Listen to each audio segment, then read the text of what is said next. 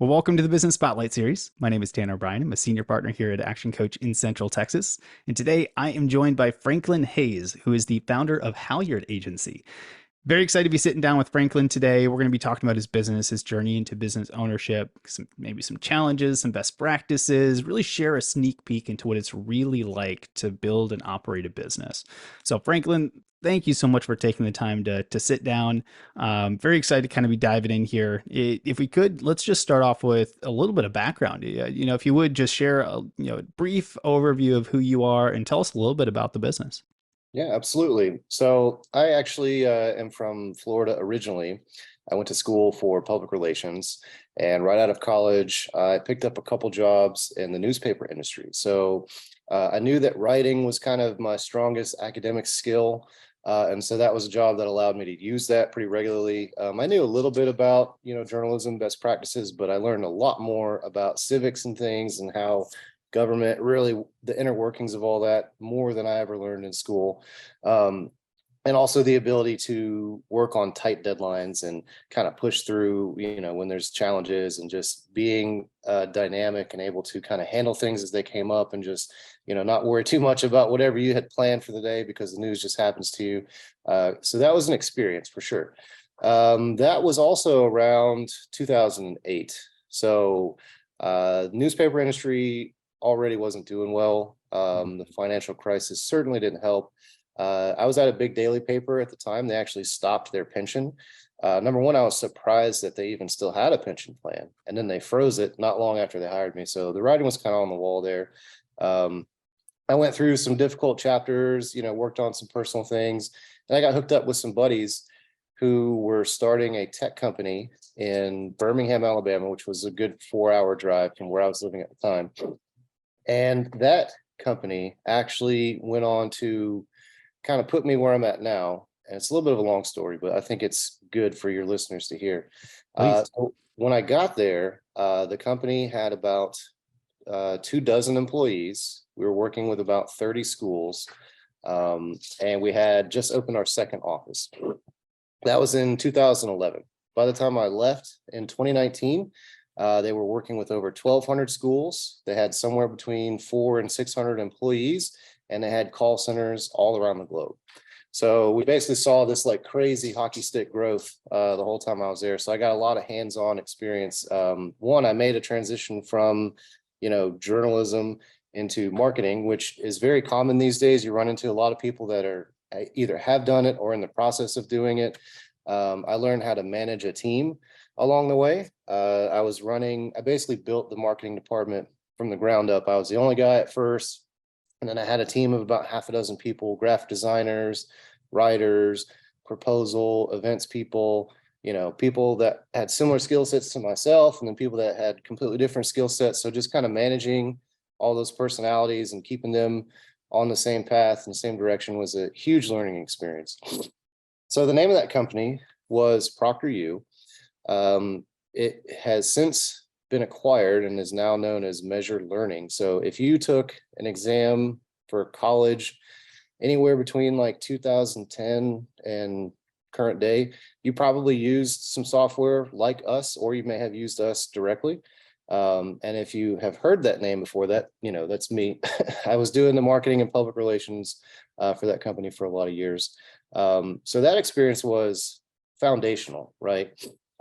Really got to see a lot of cool things that most people probably never see through their whole career. Like if you're at a corporate environment, you're just not going to experience the rapid fire day-to-day changes that I saw, right? From knowing everybody from first name basis to like, oh my gosh, it feels like I work at a bank now, like just within a few years, so that's pretty crazy.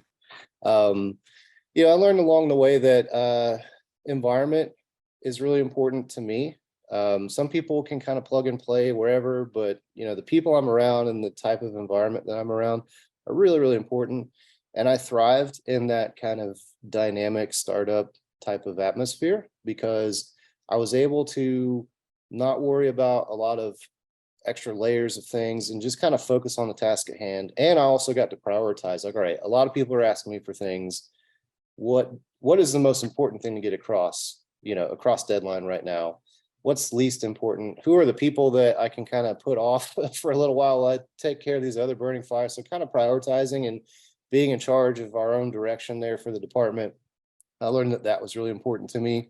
And those are all, I bring that up because those are all factors that kind of led me to launching my own business. Mm, So I left that company. I worked for an ad agency, which was really cool because we actually hired the same ad agency to do a massive rebrand for the company. So I saw it from the client perspective. And then later I went to go work for them. So I saw the ad agency perspective from the consulting side, right? Working inside the agency. So that obviously gave me a bunch of tools as a consultant or future consultant to kind of shape my own business practices around. So some of the stuff that, I still use to this day to get new clients and figure out how best I can help them. So that's kind of all the groundwork of my career that kind of led me to the point where I'm at now of like starting my own company. beautiful. So how long has your current company been, how long have you been open? Yeah. So my ad agents, or excuse me, my marketing agency has been around since spring of 2021. Beautiful.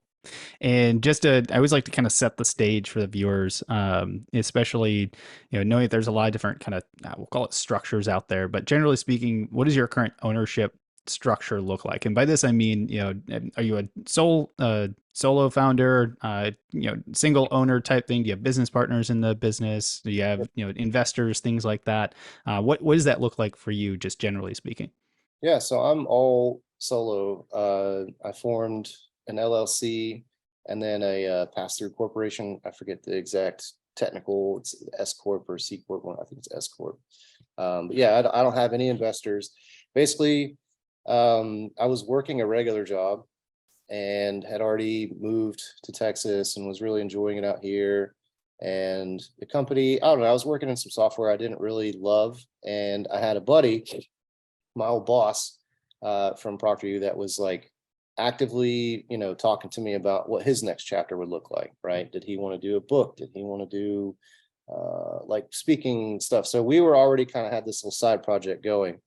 And eventually I noticed every day I was like, man, I would so much rather be working on that than trying to figure out what broke in the software. Like, and it just became this dichotomy of like, man, I would rather be doing that. So it just became pretty easy decision to make eventually to be like, all right, I'm done here. I'm going to go ahead and resign. I'm going to start my own company. So that had my first client right off the bat. My dad paid me to do some stuff. And then I just kind of picked up steam from there. That's So, fantastic. yeah. So, right around 2 years in business, what's your role look like currently? What role are you playing within the business? Are you doing a lot of the work of the business at this point? Have you been able to kind of shift some of that off your shoulders? What does that look like for you? Yeah, so I like to treat projects kind of like if you were building a house, you would want, or even a large neighborhood or a commercial building or whatever, you would need a general contractor. So that's kind of how I pitch myself to clients.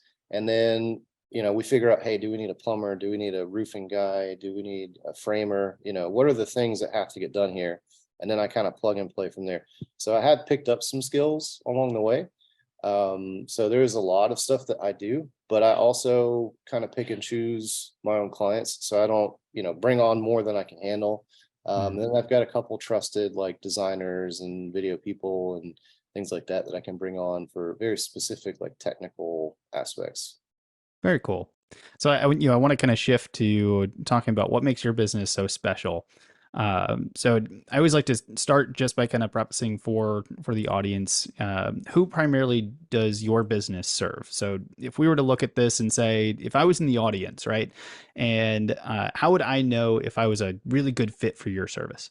Yeah. So the benefit of working with us is that we're really dynamic, right? So if things change a lot or you need that like additional one-to-one, like help me navigate through this process, like we're great for that, right? So my experience, obviously, like, I've seen a lot of different things. I've experienced a lot of different phases of the startup process, right? From literally mom and pop all the way to like mid-sized corporation. So chances are I've kind of seen some of the challenges that you're up against. So that would be one. Another one is just adding bandwidth. Like if you're an in-house team, what I find, and this was the case for me too, marketing teams, especially if they're really competent and they're in-house, they are often neglected, right? They get shoestring budgets. They're people like me who have just like survived by figuring stuff out, right? Like, hey, we have this problem, go figure it out, marketing people, right? And they get overwhelmed because they want to appease who they work for and they want to protect the staff that they have. So they try to just grind through all this work. And a lot of times they don't have certain pieces, right? We're in the process of onboarding a company that's pretty large. And, somewhere along the lines, I think it was a competitor, got this cool like animated video and they tried to do it themselves and like just didn't have time for it. So she randomly didn't have any idea if my team had the capacity for this or not, but reached out, hey, can you do this? And like we looked into it, like absolutely. So we're all about expanding somebody's roster in terms of like what do you have on staff versus what do you need done, and then Mhm. also just consulting people like a lot of small businesses, like people that are just getting started. That's kind of my favorite, honestly, because it's a blank slate, right? Like, do you need a logo? Do you need a website? Like, let's talk through your target audience. Like, where are you planning to do most of your business? Let's figure out what your target demographic looks like. All those things. Where are they buying? What's motivating them to buy, and kind of getting into all the intricacies of the brand. That's all fun stuff too. Love that. So how does that compare with some of the competitors that you're up against, at least in this area? I think the marketing and advertising industry is interesting in that it's less about competition and more about just like good relationships.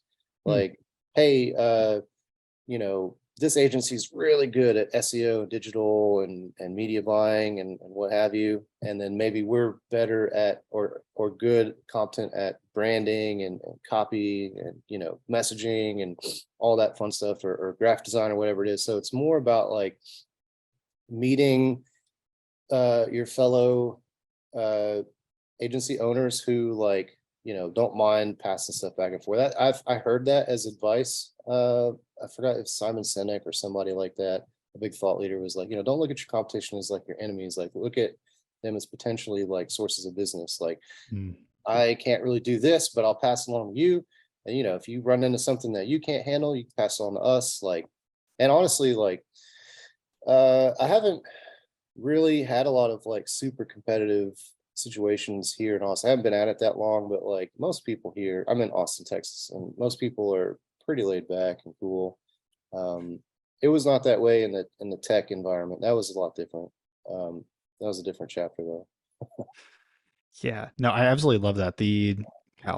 There's some conversations we've had even with some of our our clients, things like that. On your competitors can be fantastic. Some of your clients that aren't the best fit for you are great fits for them, and vice versa. So I absolutely love that piece.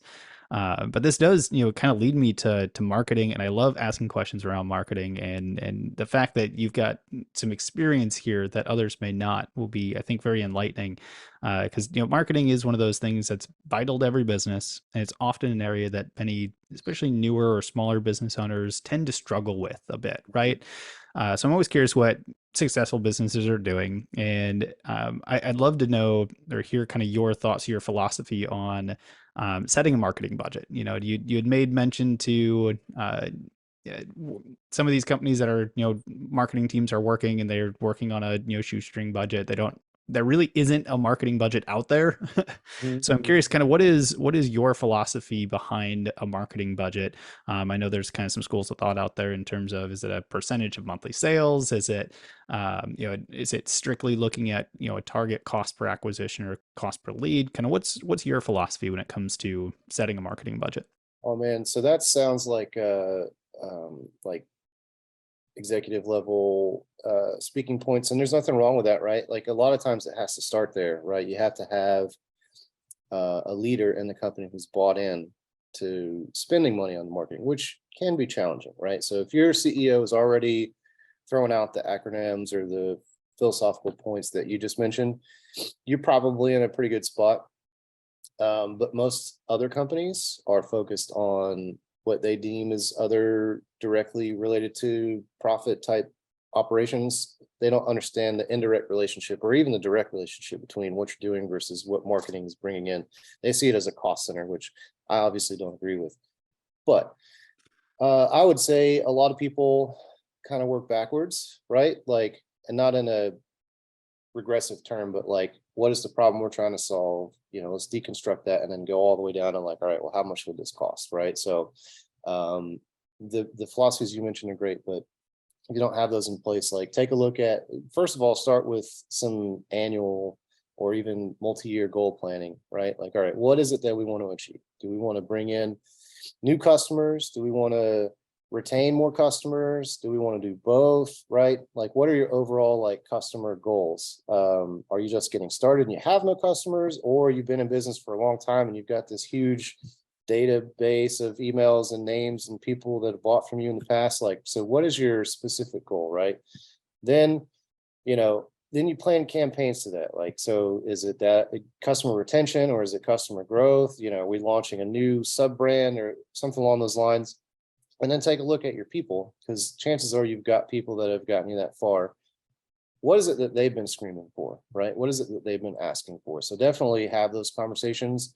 Like I said, I think a lot of marketing people just kind of keep their head down and they just do the work and maybe aren't so vocal, but they probably have stuff that they need, like an extra person to do X, Y, or Z, or maybe share. My thing was like, I didn't always get invited to those big table discussions because I was like one rung too low. I was a director and that was happening at the executive level.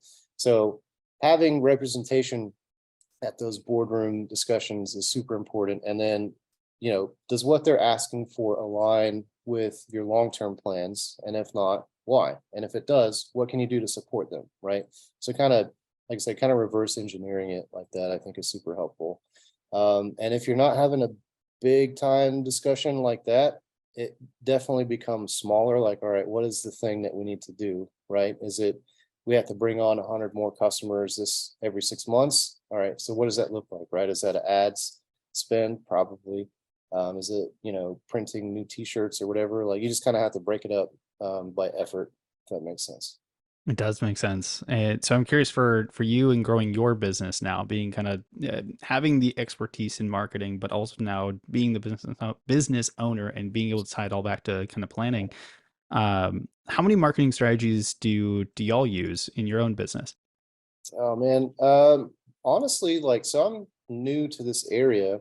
So for me, it's all about brand awareness, right? It's just about getting out and networking with people and getting to meet new people. So I'm in kind of a unique position in that I get to pick and choose the kind of clients that I want to work with. I have shied away from just putting out like blanket advertising, even though that would probably be good for me and I would learn some things.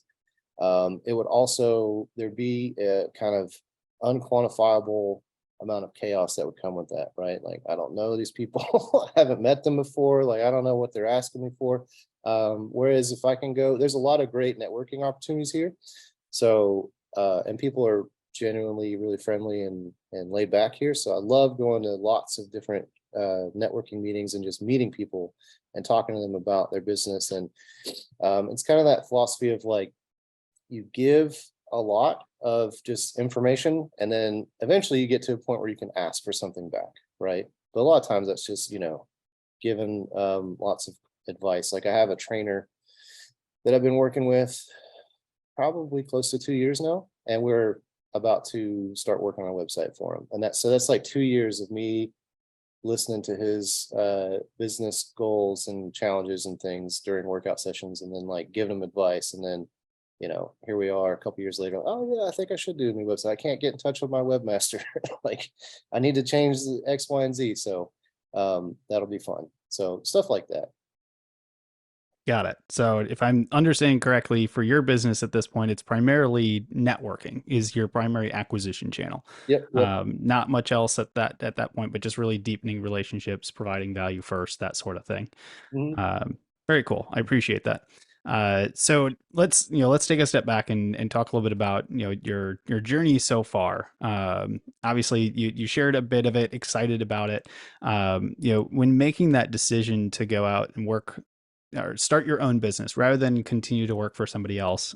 Why that shift? Why go into business for yourself instead of looking for continued opportunities where you could continue to be a part of a larger team? Yeah. So I read a business book in college. I forget which one. It may be like all the things they teach you in Harvard Business School or something along those lines. Like the guy was kind of almost rude and upfront at the beginning of the book. He's like, look, man, certain people need to have a boss and they need to be told what to do and they need projects to be given to them and they need the structure and the insurance and blah, blah, blah, blah, blah. But like if you're reading this book, you probably don't need that, right? So I've always been kind of just more independent, right? I like the freedom. Like if I want to take a day and just go, drive my car through the hill country or just, whatever that is, whatever that looks like I know I can make up that time either that night or on a Sunday or whatever. So the independence is really important for me, right? So that was, I've always been kind of working toward that and finally got to a place where that was manageable. And I had a client right off the bat wanting to pay me a retainer. So that worked out. Fantastic. And I know we're closing in on some time here, so I want to make sure that I am respectful of the time that we have here together. But I'd love to ask just a couple more questions and a few rapid fire questions. Yeah.